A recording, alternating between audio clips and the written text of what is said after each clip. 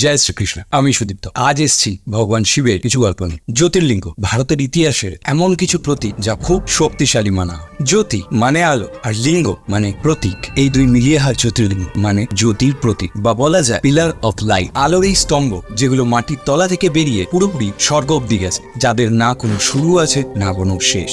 ভারত আর নেপাল মিলিয়ে টোটাল 64টা জ্যোতির্লিঙ্গ আছে। এর মধ্যে 12টি যাদের প্রাধান্য সব থেকে বেশি। এদেরকে মহা জ্যোতির্লিঙ্গ বলা হয়। জ্যোতির্লিঙ্গ শুধু একটা সিম্বল নয়, মানা হয় ভগবান শিব এর মধ্যে স্বয়ং নিজে বসবাস করে। আর শিব পুরাণ অনুযায়ী প্রতিটি লিঙ্গ স্থাপনের পেছনেই একটা না জানা করে গল্প রয়েছে। ব্রহ্মা এবং বিষ্ণু এরা দুজনেই খুব মহান দেবতা। এদের মধ্যে একদিন ঝামেলা লাগে যে কি সর্বশ্রেষ্ঠ। এই ঝামেলা থেকে ভগবান শিব এক অনন্ত প্রকাশ স্তম্ভের সৃষ্টি করলেন এবং ওনাদেরকে বললেন যে যে এর শুরু এবং শেষ খুঁজে আনতে পারবে সেই সর্বশ্রেষ্ঠ বলে গণ্য হবে। এই শুনে ব্রহ্মা স্বর্গলোকের দিকে এবং বিষ্ণু পাতাল লোকের দিকে চলে গেলেন। অনেক খোঁজাখুঁজির পরেও কেউ কিছুই পেলেন না। তাই বিষ্ণু ফিরে এসে স্বীকার করলেন যে আমি কিছুই পাইনি, আমি হার মানছি। কিন্তু ব্রহ্মা মিথ্যে কথা বললেন যে আমি এর শুরু খুঁজে পেয়েছি। এই শুনে ভগবান শিব প্রচন্ড রেগে গেলেন এবং বিষ্ণুকে আশীর্বাদ দিলেন এবং ব্রহ্মাকে অভিশাপ দিলেন। কিন্তু এই ঝামেলার মধ্যে সৃষ্টি হলো এমন একটা কিছু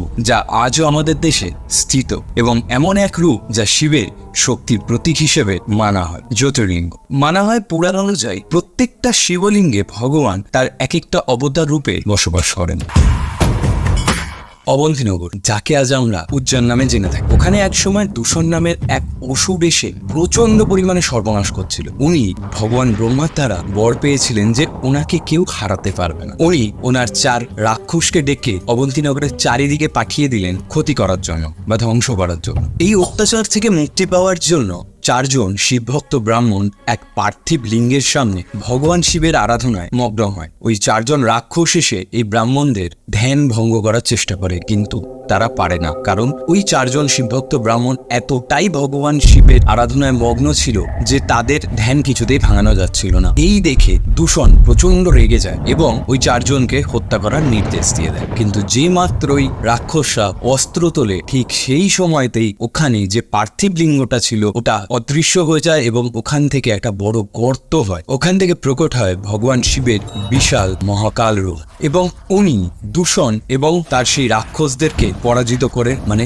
বধ করেন এবং সেই 4 জন ব্রাহ্মণকে বর চাইতে বলেন। তো সেই 4 জন শিবভক্ত ব্রাহ্মণ বলেন যে হে মহাদেব, আপনি আমাদের রক্ষার জন্য আপনি এখানেই বসবাস করুন। উনি ওনার ভক্তদের কথা রাখেন এবং ওখানেই মহাকালেশ্বর রূপে উনি বিরাজমান হন। এটি একমাত্র জ্যোতির্লিঙ্গ যা দক্ষিণমুখী, বাকি সব জ্যোতির্লিঙ্গ পূর্বমুখী। এখানকার অনেক মানুষই মনে করেন যে এই মহাকালেশ্বরে এসে যদি কোনো প্রভাবশালী ব্যক্তি থাকেন বা স্টে করেন তাহলে তাকে বড় খেসারত দিতে হয়। আর এখানে এখনো ভস্য আরতি হয়, মানে ছাই দিয়ে আরতি করা হয়। যে ছাই এখানকার লোকেদের মত অনুযায়ী আগে একটি শব্দেও আসতো, ঠিক আরতির আগে দাহ করার পর যে ছাইটা বেরোতো সেই ছাই দিয়ে মহাকালে ভস্য আরতি করা হতো। এটা এখন একটা কন্ট্রোভার্সি রয়েছে যে অনেকে বলে যে এখনো সেই প্রথাটাই চলছে, আবার অনেকে বলে যে না, এমনি ছাই দিয়েই ওনার ভস্য আরতি করা। এটা মানা হয় স্বয়ং মহাদেব উজ্জয়নের রাজা, তাই অন্য কোনো রাজা বা প্রভাবশালী ব্যক্তি এখানে এসে থাকার কোনো অনুমতি নেই,